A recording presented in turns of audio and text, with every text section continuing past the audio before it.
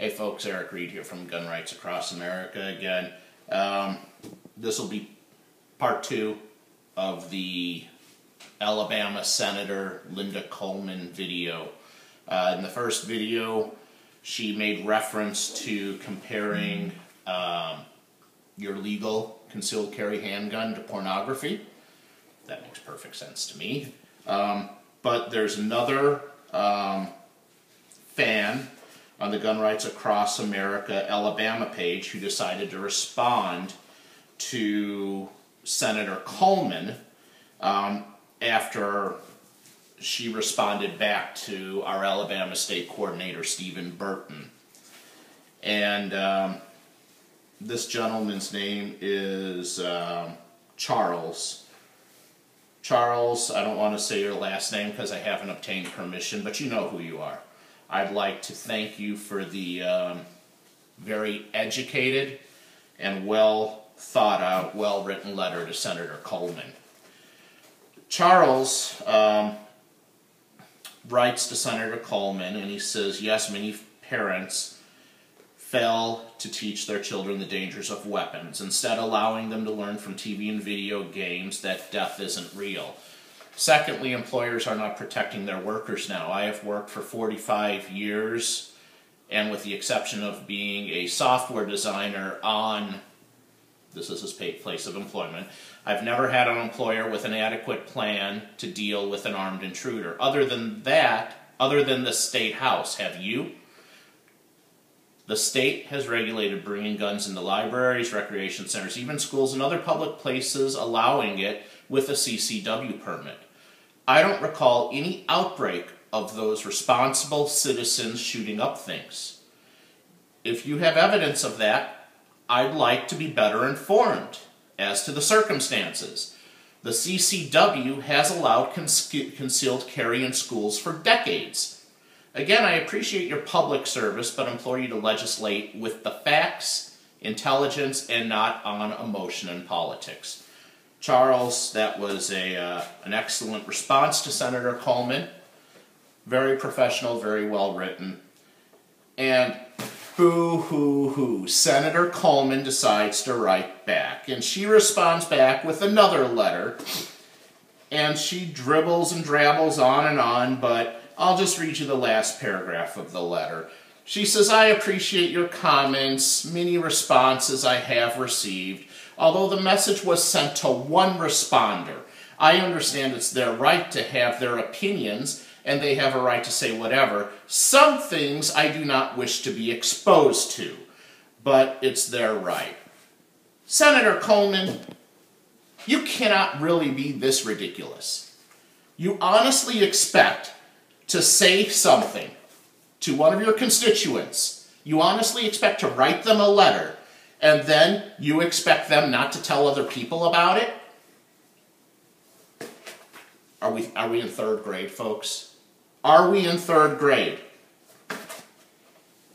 She's upset. The Alabama State Senator Coleman is upset because she got tattled on. Oh, boo-hoo-hoo. Well, guess what, ma'am?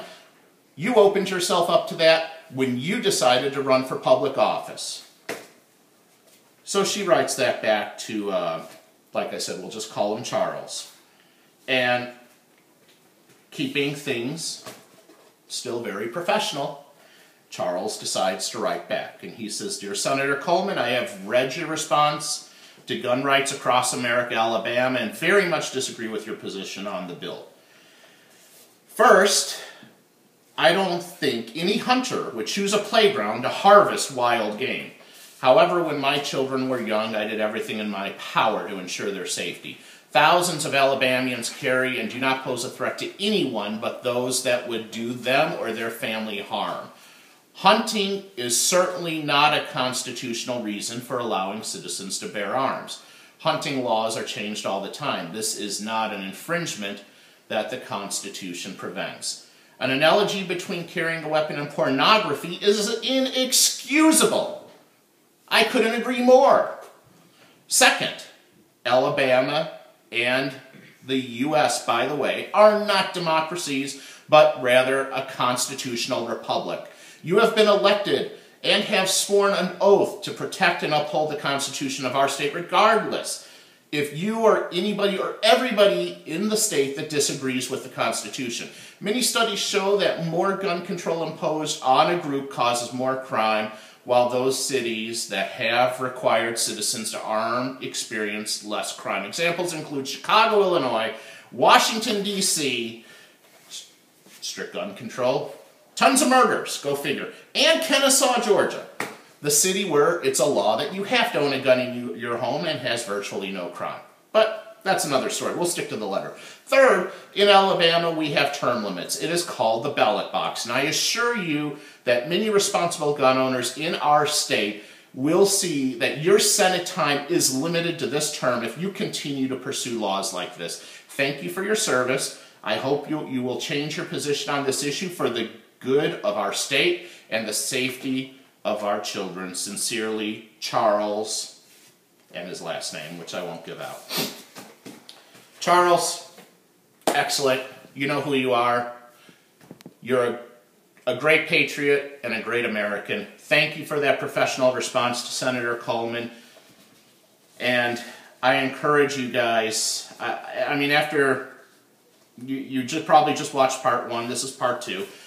After hearing this exchange of letters that went on between law-abiding gun owners who are fighting for all of our Second Amendment rights and a bureaucrat in office who is so out of touch with reality and so out of touch with what's going on in the state of Alabama, let alone our nation.